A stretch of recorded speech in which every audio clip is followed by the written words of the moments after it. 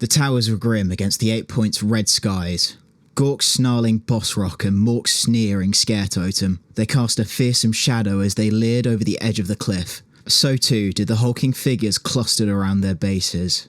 "You know," Chris said, the slitter boss rummaging through the trinkets hung from his belt. "Once did business with a wizard who said he had a folding fortress. Might still have it. Could cut you a good deal." He grinned. His boys didn't. Several paces back, the other hobgrots folded their arms, checked sheathed blades, and generally tried to avoid the glares of the orcs that were arrayed in a rough semicircle around them. "Gonna pull his arms off now," Brud said. The megaboss looked hungry for blood, trunk-like arms bulging. Chris tensed, reaching for the jagged sword strapped to his back. The hobgrot wasn't so stupid as to draw it, though. "Nah." Murkig, the crawlboy boss, sat tossing a skinning knife. He snickered. "Twist him off slow. More fun. Rumbles into great green," Zorga mumbled. The weird knob stamped twice and grunted. "Whispers. Magickin." "All of you shut it!" Chatter amongst the assembled lieutenants died as Gordrak stirred. The Fist of Gork, the boss of bosses, leant forwards on a makeshift stone perch, screaming winds whipping around his armour. The twin axes Smasher and Cunnin hung at his waist. He made sure Chris could see them. "So, you've seen one of my missing mobs?" Right. Chris made a placatory gesture before speaking. "So last night, me and the company were crossing the flats. A bunch of what I'm thinking were your boys was heading the other way, to Spine Pass. Boss was wearing half a grunter strapped to his back." "That'll be Wazuk," Murkig said, unhelpfully. Gordrak shot him a look. There had been a time when his favoured bosses had known when to keep their mouths shut, but then here he was with slime-swelling crawlboys traipsing through creepy wastelands. Times change. "Why'd they head there, then?" Zorga rumbled. "Dunno," Chris said. "Said he could hear someone bad-mouthing him on the wind." The hobgrot grew cagier. "Said he was going to go sort it himself. His words, not mine." "Who cares, boss?" Brud butted in. "Since we got here, loads of mobs have gone off. Gosgrob went to smash that spiky boy cap. Gosgrob's old muscle, he'll come back. Don't mind him keeping the boys mean," Gordrak growled. "But we didn't come to the 8 Points for nothing. We've got a job. Find a gate to the Star Realm. I didn't lead the boys from the mess Kragnos made in Gur for him to just wander off." There was a long, thick silence. "Spine Pass," Gordrak said, finally. "You know it?" "Yeah," Chris said. He paused. "Could lead you there for proper compensation." Briefly, Gordrak considered grabbing the shiftless mercenary by the skull and squeezing, just as the Great Green God should have done to Hobgrot kind centuries ago. No. Remember what Mork said at Excelsis. Gotta be brutal and cunning. You need him to find your mobs. Still many tuss lengths until the Stargate. All fights are good, but some are more important. "Here's your compensation," Gordrak rumbled. "Show me and I won't stomp ya."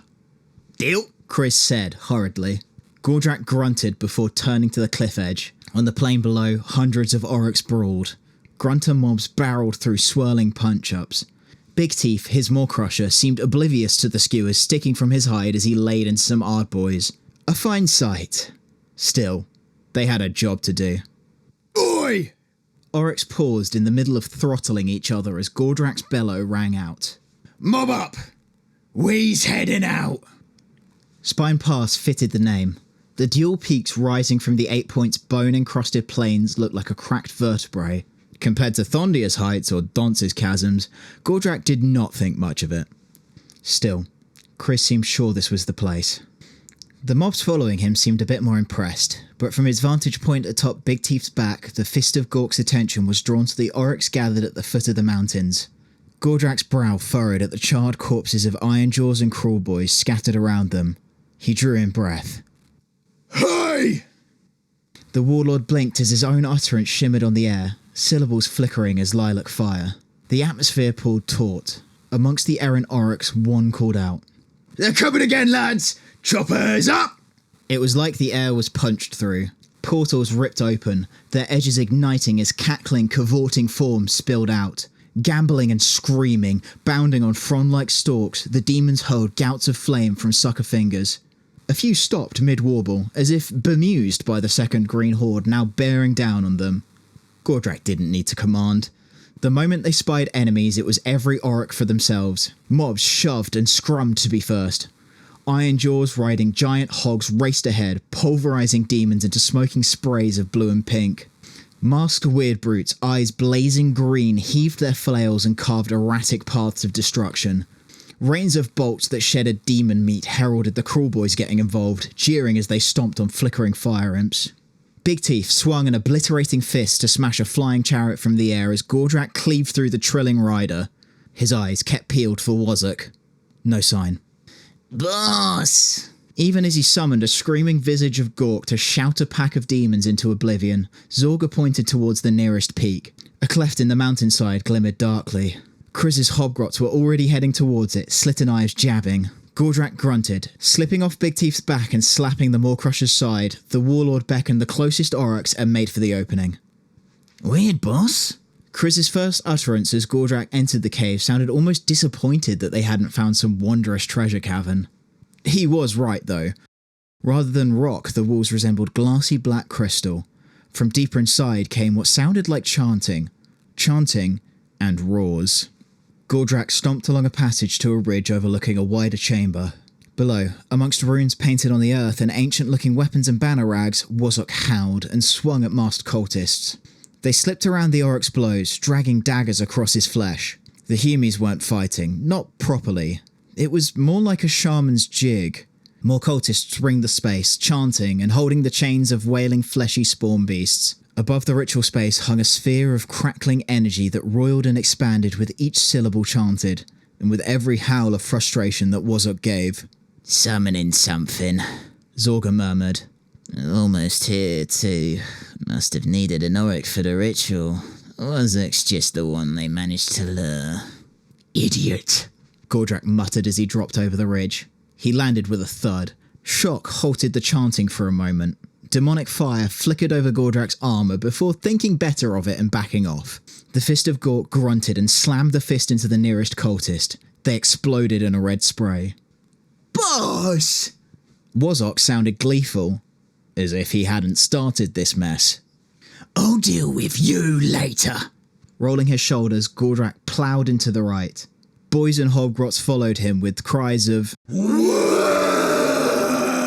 heedless, or just uncaring of the abundant sinister energies. The closest cultists turned to hurl fire at the aurochs. Those at the periphery sped up their chanting, tracing symbols in the air and releasing their spawn beasts to slither and lope. Gordrak carved smasher through one as he swung cunning through the nearest Humie. Suddenly, a crackling boom drew his eyes up. The sphere of magic had reached some critical mass and collapsed in on itself. From the negative space came a manic cackle. Armoured, avian limbs unfolded as a nimbus of shifting light dropped to the cavern floor and spread. "Children. Faithful." The demon prince's voice was a self-satisfied hiss. Draped in flickering robes and iridescent armour, the demon flexed its limbs as its worshippers fell to their knees. 333 years have passed since I fell to that creature's ignorant kind on the fields of Abashmorn. You have done well in serving me. The aether quivers with the crude beast's battle lust turned to impotent fury. Now... Gordrak sprinted, armour grinding. He grabbed the demon prince and headbutted it. It recoiled with a shriek. The Auric warlord headbutted it again and again. Bending gravity to its will, the demon prince hurled Gordrak away. He hit the ground hard, Smasher skidding from his grasp. Ebon smoke leaked from the entity in sanity-addling contrails. From its crooked beak emanated threnodies of malice that wormed into Auric and hobgrot bodies and saw them burst. The demon unfolded wings of pink and blue feathers that dripped with molten arcana. Mutagenic fire sprayed from its claws, turning green flesh to maws and lashing tentacles that consumed and throttled their own hosts. Cunnin was still in Gordrak's grip. With a grunt, he rose and shouldered past Ironjaws, Crawlboys, and beak-masked cultists. His foe had its back to him. He lifted his axe. The demon was facing him. It didn't turn, it was simply there. Air shuddering at such unnatural realigning. Cheating like that wasn't enough to make Gordrak flinch. Only when extra arms erupted from mounds of feathers to tear through his armour and flesh did he jolt, blood spraying out between his tusks. Fool brute. The demon's breath was ritual incense. Its voice echoed weirdly inside Gordrak's skull. Centuries have I schemed to return. Your bestial idiocy will not interrupt that. Gordrak was used to blood's copper taste. Usually, though, it wasn't his own. Baring his teeth, he tried to raise his axe, only for the demon to twist its claws inside him, its beak contorted in a spiteful leer. A sudden scream burst from the demon. Kriz had worked his way behind it and driven his jagged great blade into its thigh. Whatever exotic poison dripped from the blade's ridges, it was enough to blacken even demonic flesh. The prince fell back, talons slipping out of Gordrak. That was all he needed. The fist of Gork booted his foe square in the chest, smashing that boot down onto its torso to pin it. Liquid aether matter burst from its ruptured sides. Gordrak hooked Cunnin's edge into the demon's chest and ripped downwards. Infernal flesh parted with an obscene tearing sound, rivers of blood and magic spilling free. You. The knowledge of impending doom seemed too much for the demon prince. So deep ran its outrage that it could muster no incantation. It could only spit weird fire out of its beak, eyes whirling. You are marked, beast. The choirs and covens of the scintillating Gaia beyond this world will know of the insults you have levelled upon us. Primitive creature, spawn of the twin-headed brute, lumpen fist striking the cosmos. Know that you have earned my ire. Know that you have earned the ire of gods. Mate, I fought gods. Gordrak snorted. You ain't it. Then he swung Cunnin through the demon's neck. Gordrak turned in time to see the last cultist being carved apart, chaos spawn dissolved, consumed by the blowback of the demon prince's demise. Kriz hunched over the body of a cultist, rooting through her arcane gubbins. The Hobgrot glanced up with a nod. Pretty good, boss. Gordrak's first instinct, as he retrieved Smasher, was to ignore him. It was to his own surprise that he then turned to the Hobgrot. Not a bad stab either. It was spoken in a grunt, but it still saw Kriz raise an eyebrow. Gordrak shrugged. How many of you gets is mucking about in this turf anyway? More than you'd think, boss. Everyone here needs someone shiving. Kriz's grin was a wicked thing. Gordrak found himself almost mirroring it. Tell them that if they fancy looting the storeroom when we's done with it, I might have a job for them. Boss! A voice cut in. Wozok at least managed to look a little sheepish as he stomped over. Half of his fur mantle was scorched black, but he grinned still. Here's the thing. We was gonna come right back. Gore erupted from his neck stump as Smasher decapitated the Auroch. Gordrak watched Wozok collapse before stooping to pick up his head. Outside the caves, the clouds had burst. Flesh-sizzling waters washed away pooled demonic ichor and made the Auroch's leathery hides itch. With their enemies gone, the assembled mobs cast half-wary, half-eager glances at one another. The sound of heavy steps stalled the violence. Gordrak stared at them all before lifting Wozok's head. Since you lot seem to be forgetting, let me remind you why we're here. We's headed to the storeroom. We's gonna make the Hammer God remember how to fight. That's what you followed me to do. No more distractions. You lot can fight what you like when we get there, but on the way, you'll fight what I tells you to. Distant rumbles shook the 8-point skies. The downpour grew, but Gordrak didn't budge. He spat gory phlegm over Wozok's head, red running over green. Any sogging questions?